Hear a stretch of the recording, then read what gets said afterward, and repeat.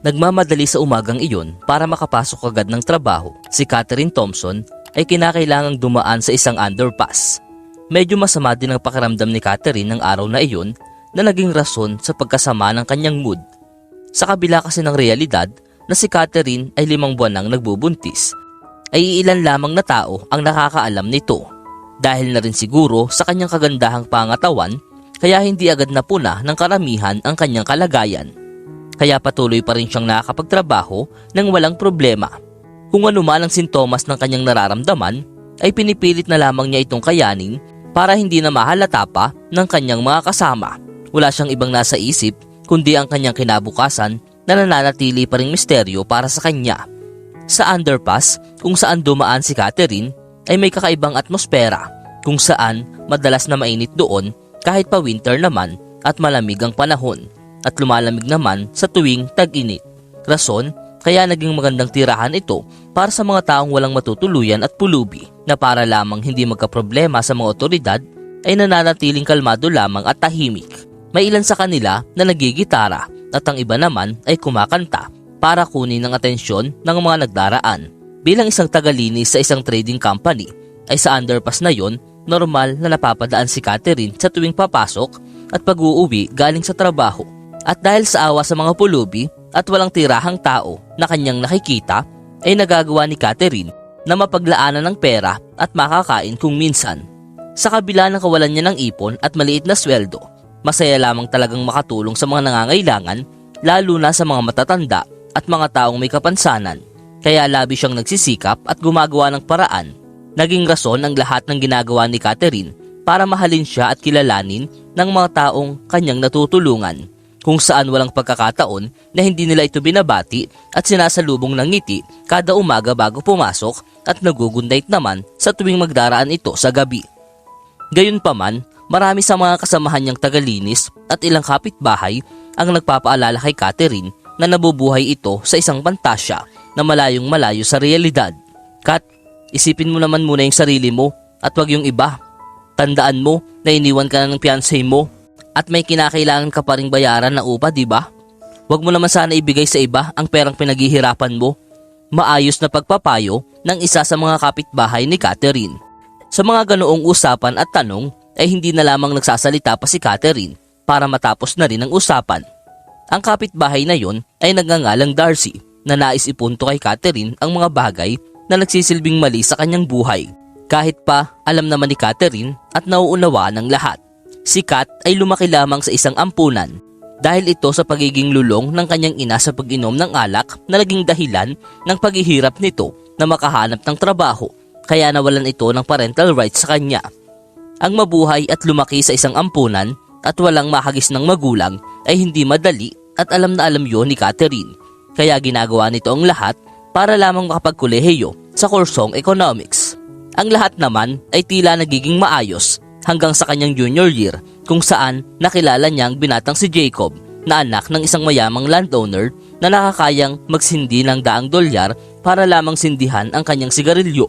Dito, ang relasyon sa pagitan ng inosenteng dalaga na lumaki sa pagbabasa ng mga nobela at anak ng milyonaryo ay nabuo ng mabilis na halos di nila namalayan ang kanilang pagiging malapit hindi lamang sa emosyonal kundi sa pisikal na paraan. Pagde-date sa mga mamahaling restaurants, paglalakad sa dalampasigan habang pinagmamasdan ang bilong na buwan at bawat gabing napupuno ng pagmamahalan na waring wala ng katapusan. Gayunpaman, ang naging yugto ng pag-iibigan na iyon ay hindi naging maganda. Kung saan kapwa sila nasaktan sa biglaang pangyayari na naging dahilan ng kanilang paghihiwalay. At ang naging rason ng lahat ay ang napag-alaman nilang pagbubuntis ni Catherine. Hindi pa handa si Jacob na magkaroon ng responsibilidad bilang ama dahil na rin siguro sa mahigpit na opinyon ng kanyang magulang na nagsasabing ang pakikipagrelasyon niya sa isang babae na lumaki sa ampunan ay walang patutunguhan sa puntong sinabihan pa nila si Catherine na magdaan sa isang abortion na hindi naman ito nagustuhan. Hindi ko ipapalaglag ang aking anak, ano pa man ang mangyari. Seryosong wika ni Catherine sa harap ng kanyang mga biyanan. Kahit pa ang magiging kapalit nito ay ang kanyang pagkokolehiyo at degree na matagal na rin niyang inaasam. Dito na nagawang mag-apply ni Catherine bilang isang tagalinis sa unang firm na kanyang nakita sa isang job ad sa internet. Isang trabaho na hindi man niya pinapangarap ay wala naman siyang pagpipilian. Kaya nang umaga na iyon, habang nagmamadali si Catherine papasok ng trabaho, ay masasayang bungad ng pagbati ang sumasalubong sa kanya ng mga kapuspalad na taong kanyang natutulungan. Pinagbabalikan din naman niya ng pasalubungan ng mga ito sa kanyang pag-uwi mamayang gabi. Dito na umagaw sa pansin niya ang isang binata na nakatungkod na tila ngayon niya lamang nakita. Nakatayo ang lalaki sa isang gilid na nakayuko habang nag-aabang ng limos sa mga nagdaraan. Kakaiba ata ito. Napakabata pa niya para maging pilay at mabuhay sa ganyang sitwasyon. Bulong ni Catherine sa kanyang isip. At dahil wala pang sapat na oras noon si Catherine para mas kilalanin pa ang binata na iyon, ay nagpaalam na ito sa lahat para makapasok na ng trabaho. Isang regular na araw ang naging kaganapan noon sa opisina, kung saan napupuno ng pag-uusap, ingay ng mga printers at galit na pananermo ng head ng sales department ang nagsisilbing ingay sa paligid.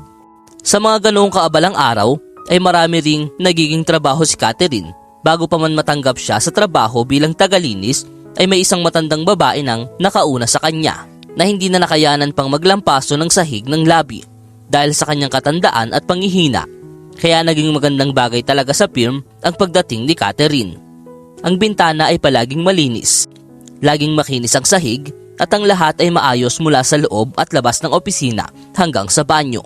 Na-enjoy naman ni Catherine ang lahat maliban lamang sa palagiang pananermon sa kanya ng kanilang head of the sales department. Marami pa rin kasing nagsasabi sa kabila ng lahat na tamad si Catherine na ginagamit lamang ang kanyang pagbubuntis para mabawasan ang kanyang trabaho. Ang bawat pasarkastikong komento ng kanilang head of the sales department kay Catherine ay nagpapaluha sa kanya pero tila baliwala lamang ito sa taong iyon. Nataon naman na swelduhan ng araw na iyon kung saan masayang kinakalkula na ng head ang kanyang kikitaing porsyento sa mga sales na kanilang nakuha. Matapos ang araw na iyon ay dumiretso na agad si Catherine sa isang grocery store para isagawa na ang kanyang plano kung saan bumili siya ng makakain at kung anumang kinakailangan ng mga taong nanunuluyan sa underpass. Sa kabilang banda, ang mga tao sa underpass ay matyagang nag-aabang kay Catherine. Hindi dahil sa nasanay na silang binibigyan ni Catherine ng pera o pagkain sa araw-araw, kundi sadyang alam lang nila na palagi silang binibilhan ni Catherine ng masarap na makakain kada kuha ng kanyang sweldo. Doon, pagkarating ni Catherine, ay agad niyang pinaglaanan ang lahat ng masasarap na maiinom at makakain. Hindi rin naman niya nakalimutan ng binata na nakatungkod na kanyang napuna kaninang umaga. Binigyan niya ito ng masarap na cherry pie at agad din naman itong nagpasalamat sa kanya. Nang makahanap ng tamang pagkakataon ay dito na natanong ni Catherine sa mga tao doon ang patungkol sa bago nilang binatang kasama. Wala din naman silang ibang maisagot sa kanya na detalye bukod sa ang pangalan ng binata ay Michael. Kakaiba nga talaga kasi ilang araw pa lang nang mapadpad yan dito kasama namin. At wala naman siyang sinasabi sa amin na kung ano. Kapag amin siyang kinakausap, ni minsan ay hindi naman siya nakitang nanigarilyo o mag-inom ng alak. Napataas naman ang kilay ni Catherine sa pagkasorpresa na sa kabila ng kawalan ng tahanan ay naging maingat pa rin ang binatang iyon sa kanyang kalusugan.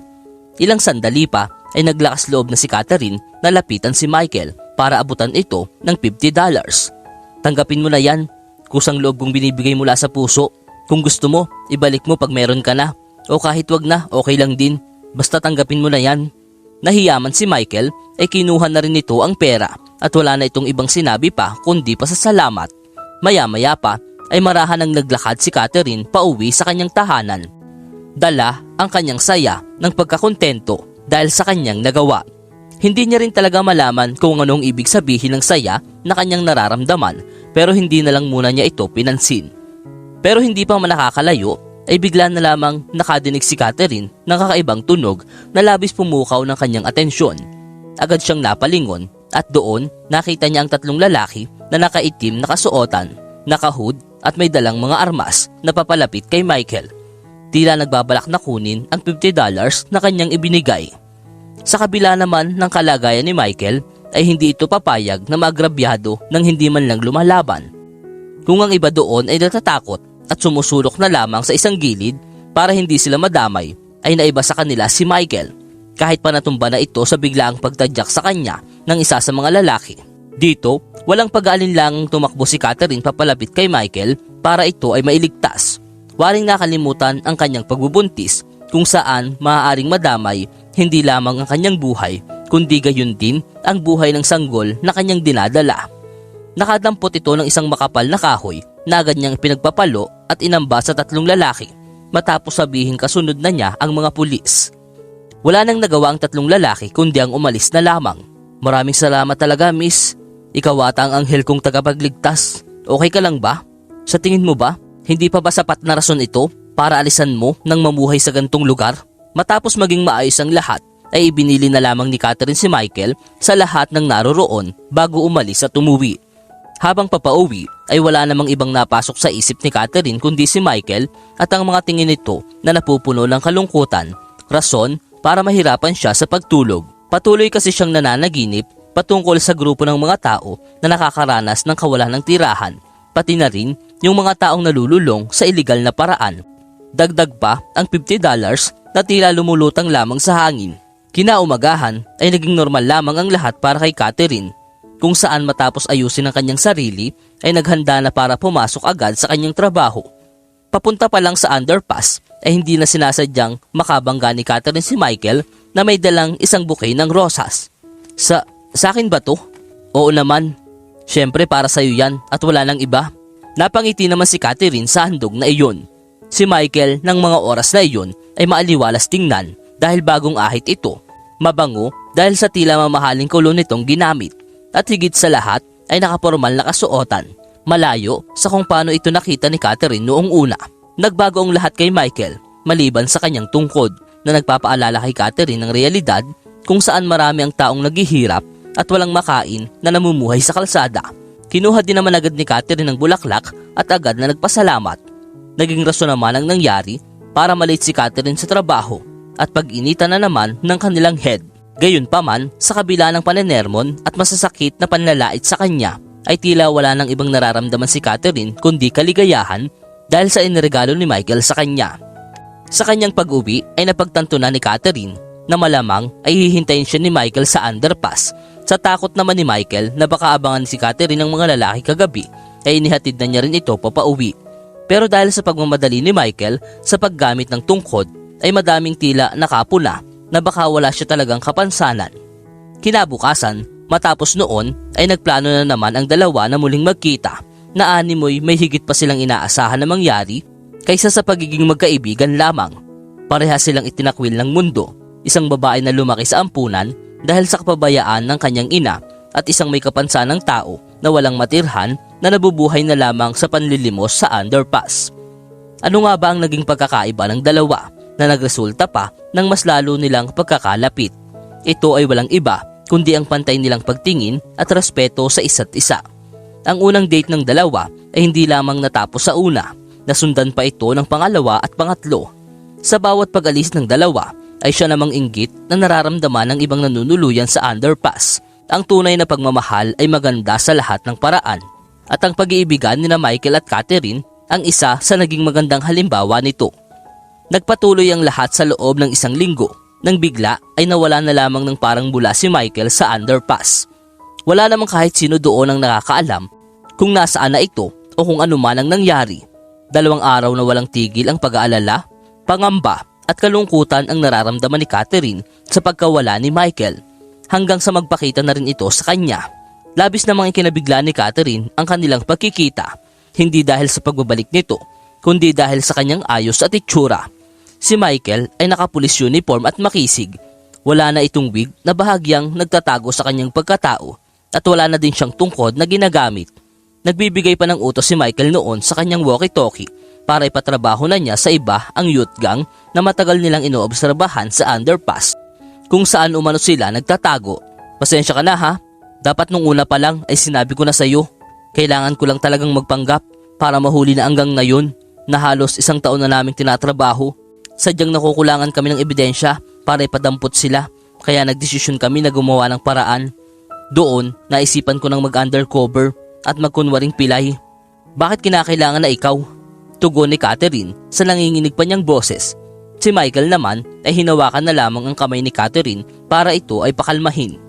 Dito, ipinahayag ni Michael na siya ay matagal nang divorce sa kanyang asawa at sadyang naging masakit sa kanya ang pangyayaring iyon kung kailan iniwan siya ng kanyang asawa para sumama sa milyonaryong lalaki.